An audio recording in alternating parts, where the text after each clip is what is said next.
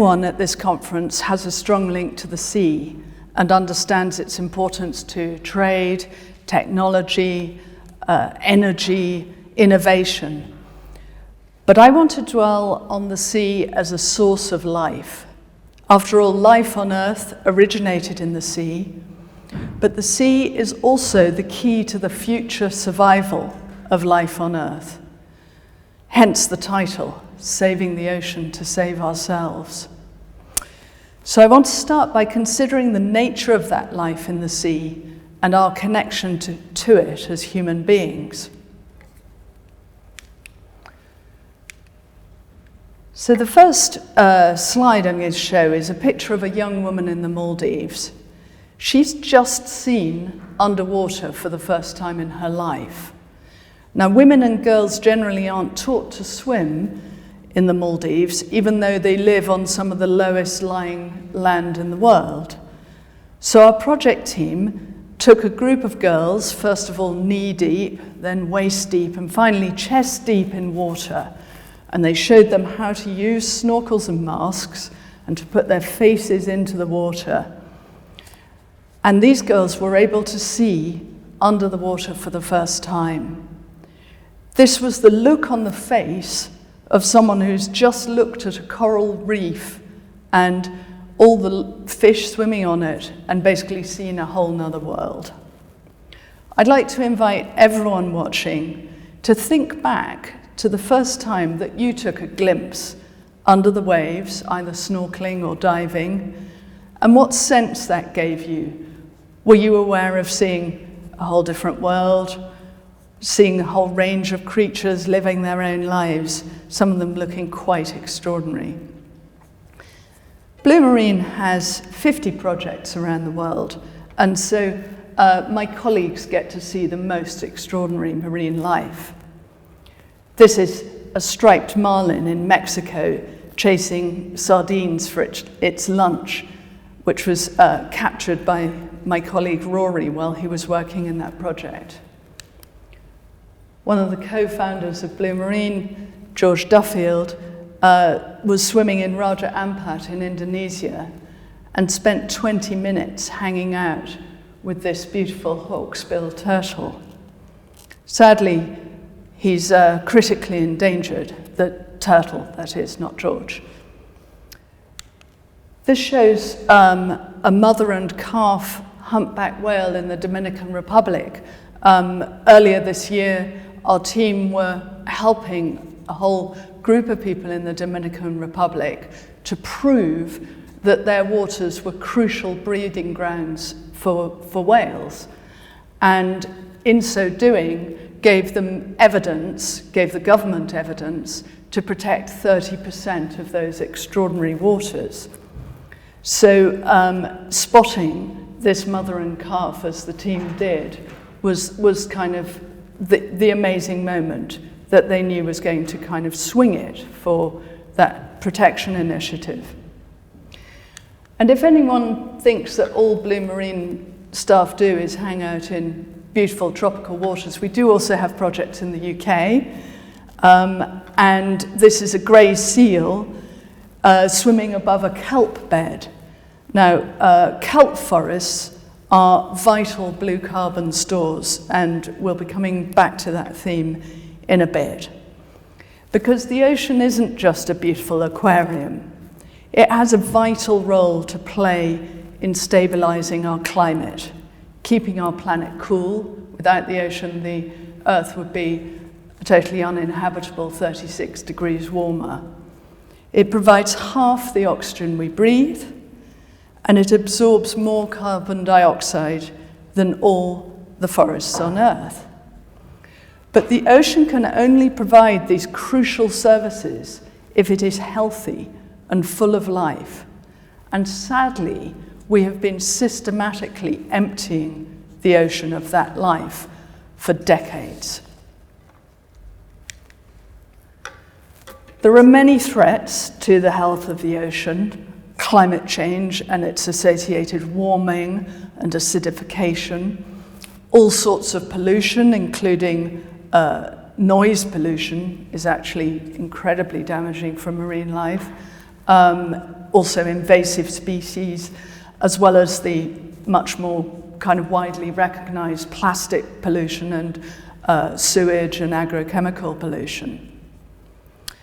But the over-extraction of life is the biggest threat of all, because by taking life out of the ocean, we are reducing its resilience to all the other threats and its capacity, therefore, to support all life on Earth. Human beings kill over 100 million sharks a year. Some are deliberately targeted for their fins, which are cut from live sharks, leaving the shark to die slowly and painfully on the seabed, unable to swim. But most are caught as bycatch as part of other fisheries, normally tuna fisheries. Industrial scale fishing, which is happening all around the world, is effectively a highly efficient assault on nature. It's the equivalent of going through an apple orchard in search of apples and bulldozing all the apple trees in the process. It destroys entire habitats. It destroys rare and endangered species, not to mention the species that is actually being targeted.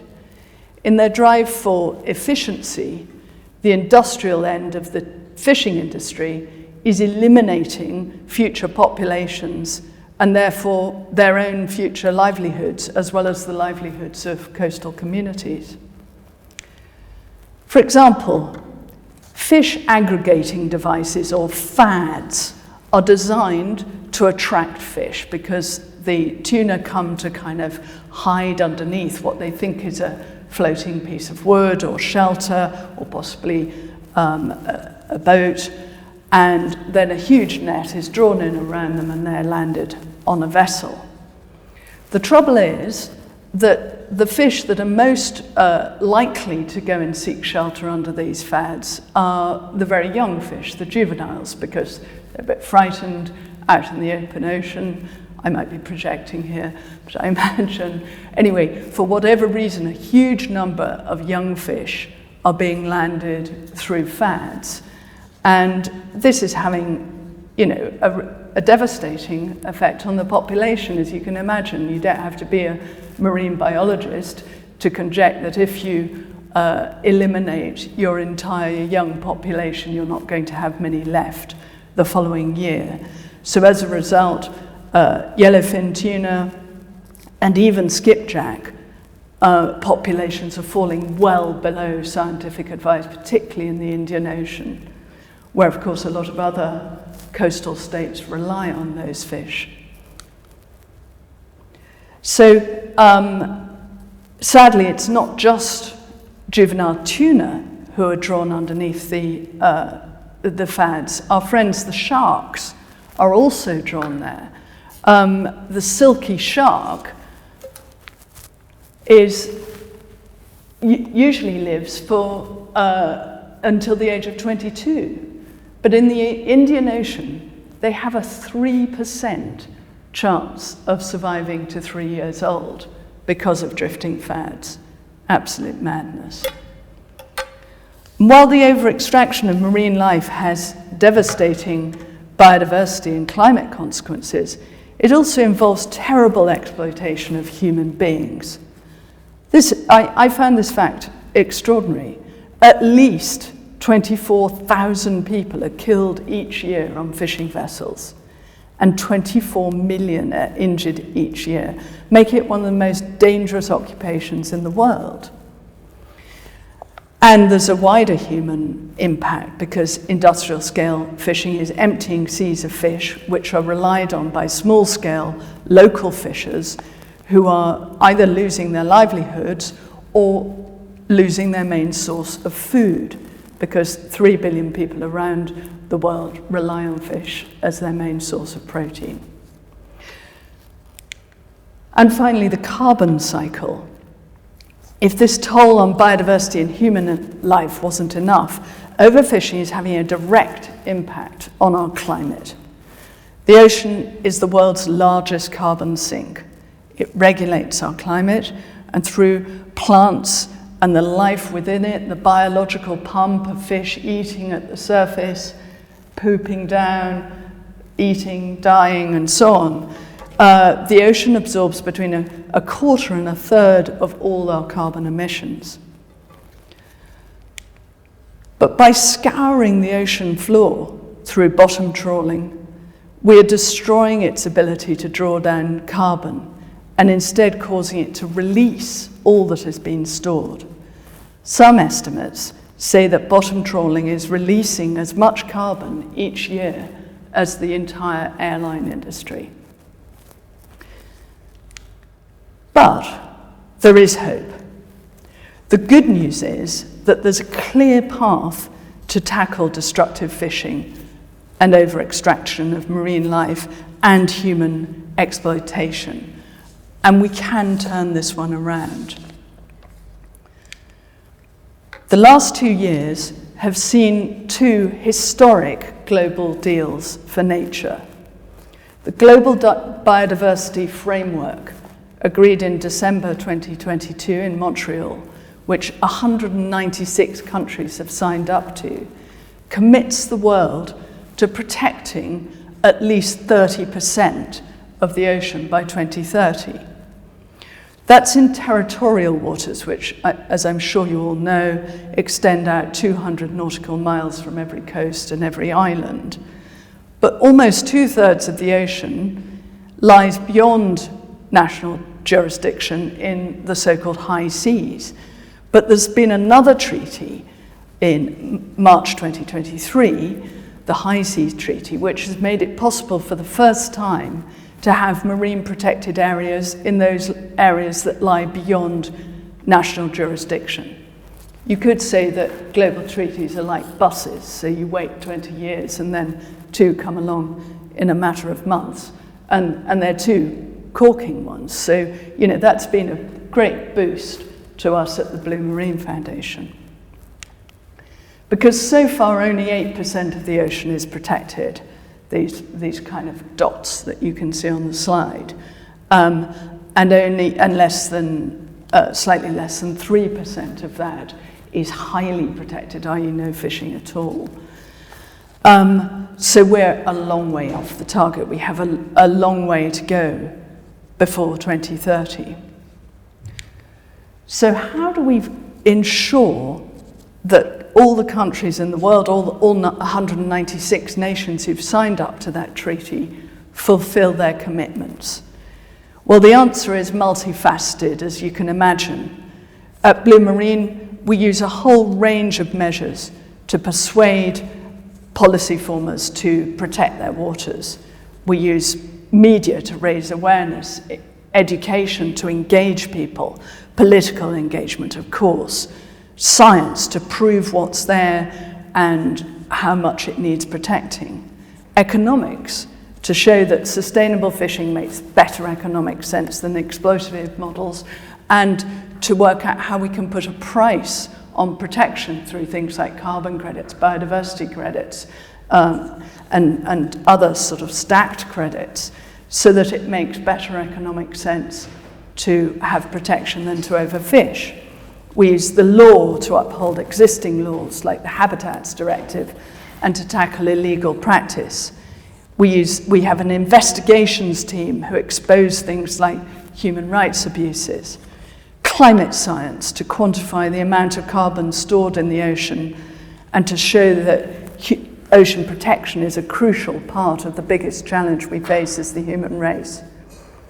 But above all, we demonstrate through our projects that marine protection and better marine management, far from being an imposition or a sacrifice, is a win for everyone, for fishers, for tourism, for coastal and island communities, for young scientists, for filmmakers, for the whole community and anyone who loves the sea.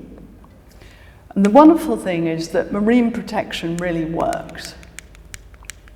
So in Lime Bay, which has had a bottom trawling ban since 2008, the fishers entered a voluntary code of conduct where they agreed only to fish in line with nature, only to fish, what was there in abundance, to manage the way they fished, the gears they used, to put back buried lobsters and so on and so forth.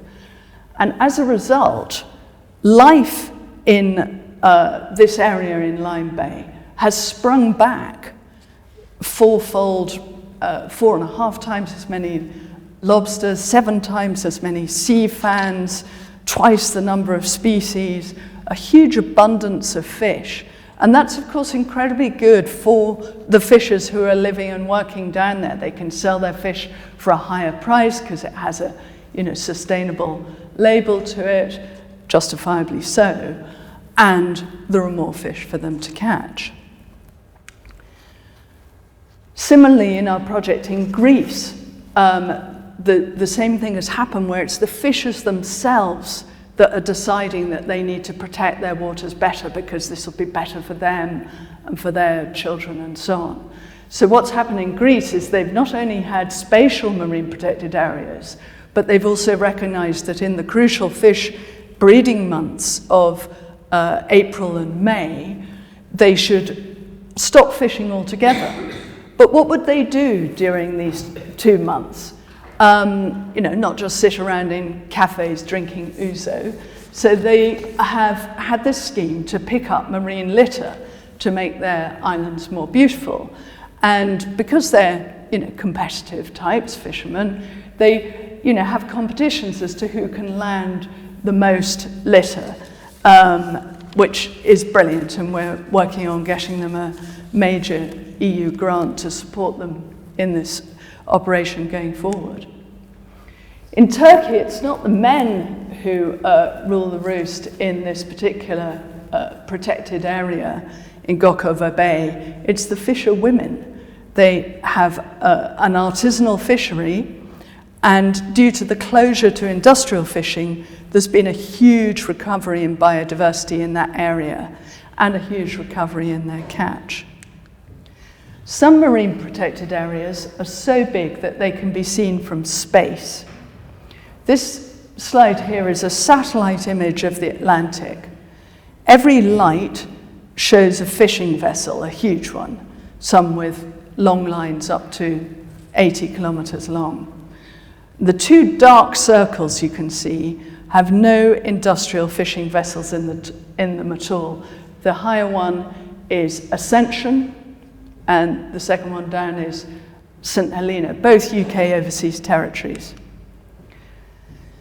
The island of Ascension in the middle of that dark blue circle is only 10 miles across, whereas the dark blue circle is 445,000 square kilometers. So you can imagine that's like France with the corners cut off. So a huge tract of the Atlantic. And Ascension only has a population of 800 people, but they're proud to be hosting one of the largest and best marine protected areas in the world. When I visited the island with my colleague, Dr. Judith Brown, in November last year, Jude said she wanted to show me something special. So we walked over volcanic rough ground for about an hour to a place so desolate that it's like the surface of the moon. Finally, we reached a tiny pool in which there were some shrimp. But as Jude explained to me, the extraordinary thing about these particular shrimp is that they're found nowhere else in the world except in this one pool. They're that rare. They don't even have a name. I wanted them to be called Clare Brook or something, but that hasn't happened yet. But there's so much exceptional life in the ocean. Some of it huge and iconic, like those whales we saw at the beginning, or the turtles, and some of it so tiny and rare that it's nameless. But all of it helps keep us alive. So I think it's time we started to return the favor. The following day, I stood on the shore of Ascension and looked out to the horizon, knowing that as far as I could see, times about 70, by my estimation, was completely free from fishing, which is incredibly rare anywhere in the ocean. And that and that we at Blue Marine had played our part in getting this done. It was one of the most thrilling moments of my life. We've got a very long way to go in a very short period of time, but I'm hoping that by 2030, much more of the sea will be dark blue, free of industrial scale fishing, but thriving with life. I'm going to show a quick film. The world is at a tipping point. Our blue planet, wondrous but fragile, is at a moment of reckoning. Covering 70% of the Earth, the sea provides half of the world's oxygen. It draws down carbon and absorbs excess heat, keeping our climate stable and our planet habitable. But human impact threatens the balance of this natural life support system for the planet. Scientists agree we must properly protect 30% of the ocean by 2030 to ensure the health of the ocean. Nearly 200 governments came together in 2022 and committed to this promise, creating the Global Biodiversity Framework. But time is not on our side. We are now halfway through the ocean decade, and this critical and enormous task bears down on us. Just 8% of the world's oceans are protected to some level, and only 3% properly so. We have just 5 years left. There have been moments of monumental success. Recently, Greece became the first European country to commit to banning bottom trawling from over 30% of its waters, showing both ambition and leadership in the Mediterranean. The Dominican Republic announced a huge transboundary marine protected area, becoming the first nation in the Caribbean to achieve 30 by 30, protecting species like humpback whales, sperm whales, and dolphins that traverse the region. Blue Marine has been achieving huge success. We have already been instrumental in securing 4.3 million square kilometres of ocean. This drive forward must now be frequent and at scale for us to achieve our goal. All countries must now commit to protecting 30% of their waters. And someone must hold the world to account. We are in this together. We can only achieve this together. With your support, we can make a significant difference. Success is in our hands. Our blue planet must sustain for all humanity.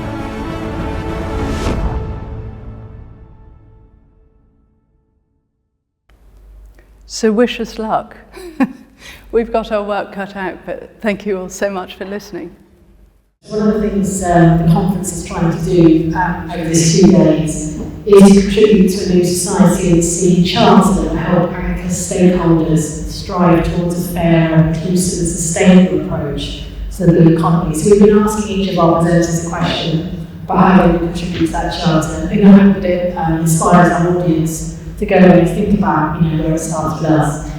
So the one for you, I think we chose, was this one here, wasn't it? So how do we increase the visibility of blue education with decision makers and the media to strengthen political, institutional and financial support? Thanks so much. I think it's a great idea that you're doing a blue charter, and I'd love to try and help if we can at Blue Marine. This question, how do we increase the visibility of blue education with decision makers and the media, is crucial to the whole thing.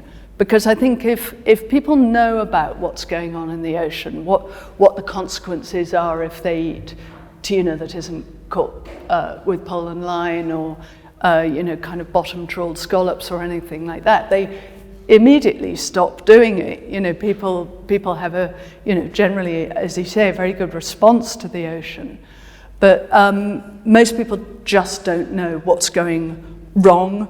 The fact that we're over extracting all this life, the fact that 90% of fish have gone. So a lot of that Blue Marine tries to do is find ways of winning the hearts and minds of the general public, but also politicians and those in power.